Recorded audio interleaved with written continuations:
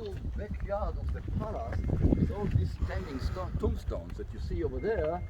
When you see something like that, that's ritual. Always, okay? When you see a vertical stone standing, talking to the skies, that's spiritual. This is not a construction of a kindergarten, okay? This is, it look a bit like, okay? Okay. That was like maybe a private ritual backyard of the palace, okay? It wasn't really a public temple over here of the whole people, okay? How can you make sure this was a palace? The size of the walls over here are so huge. It doesn't look. First of all, guys, on the upper part we don't have residential area over here. People didn't live here. We have the palace, so the kings live here, okay, and we have the administration. We have big administration palace. Later on, we'll see it where we started more or less, okay.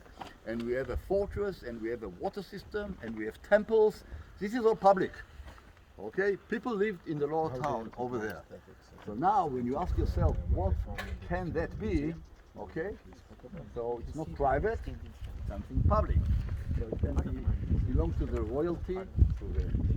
It can be a palace.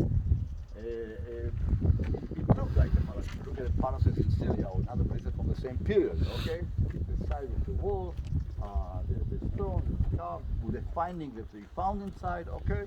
It all refers about to a palace. Okay, now the other thing, turn around and look over there. Now we are standing right now in kind of a court, okay? And in the center of the court, yeah, you can spread around a bit, you have this big kind of a stage of a mat, okay? Which is an altar, okay? Probably the sacrifice here, animals or whatever, okay? And next to it, you see a palace. We call it Yavin Palace. Yavin is the last king of Hatsur. That the tribes of Israel fought against him and took him down. Okay, so this is the last palace of Hatsur, 13th century BC. So we see it as a palace of biblical Yavin. We are not, by the way, we are not really sure that Yavin is actually a name or maybe it's a title like Pharaoh. You have so many pharaohs, okay, so maybe we have plenty of Yavin over here because we have an inscription that they found in cuneiforms talking about a king called Ibni over here. Ibni and Yavin are very similar, okay, very much the same, and that is talking about someone from the 17th century, not 13th century. So maybe Yavin is also kind of a dynasty name and not really a private name of like Mark or Peter or something like that, okay? So we have a big palace over there. This is, by the way, the largest constructions of one building of Bronze Age in Israel, okay? It's a huge one building site, okay?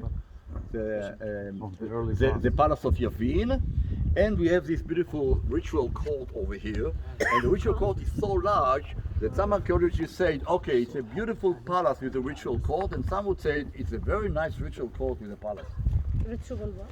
Ritual court, like Court? yeah, Court. So, yeah, there is also this one, that thing over here. Okay. Yeah. Okay.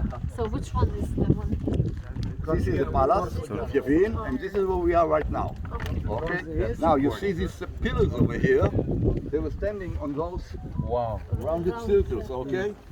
Probably made of wood, cedar trees from Lebanon, maybe, because they didn't find any pillars over here of marble or stone or something. Exactly. It's rotted, it's decayed. Okay, so we think that this is what it was. the pedestals. Yeah, one, two over here. We saw another one over there in the corner. Oh, sorry, and over there there are more. Okay, okay. So that's more or less the plan of this combination of the palace and the court. Okay. So four on each side.